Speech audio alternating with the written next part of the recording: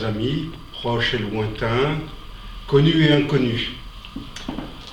Aujourd'hui, après des années d'instruction, la justice française a rendu un non-lieu dans l'affaire de l'attentat contre l'avion présidentiel rwandais du 6 avril 1994. Je rappelle que dans cet attentat, 2 présidents africains en exercice, celui du Rwanda et celui du Burundi, ont été tués, ainsi que leurs entourages respectifs et les membres de l'équipage qui étaient tous des militaires français. Ce non-lieu est certainement l'aboutissement d'un processus de tractation entre le régime en place à Kigali et les autorités françaises.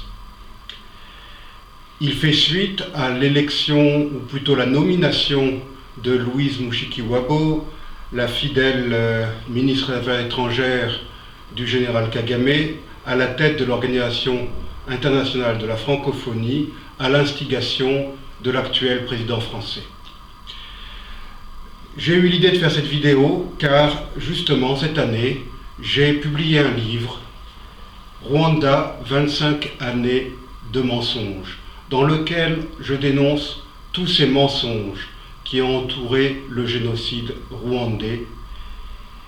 Je ne suis pas un négationniste, je ne l'ai jamais été. Il y a bien eu un génocide au Rwanda, mais ce génocide, je le qualifie de génocide rwandais, car si des centaines de milliers de Tutsis ont été massacrés parce qu'ils étaient Tutsis, et ils ont été massacrés par des groupes armés, des milices Hutus, des centaines de milliers de Hutus ont également été massacrés par l'armée du Front patriotique rwandais, c'est-à-dire le groupe rebelle de Paul Kagame, l'actuel président du Rwanda.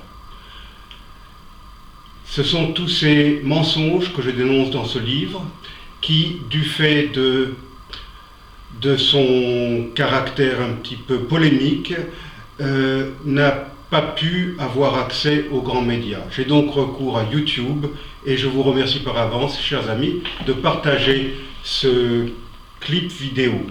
On pourra également jeter un coup d'œil à mon site dans lequel j'écris beaucoup, je publie régulièrement de nouveaux articles sur le Rwanda, mais pas seulement, sur les grands sujets de l'actualité internationale, et aussi sur la Corse où je vis.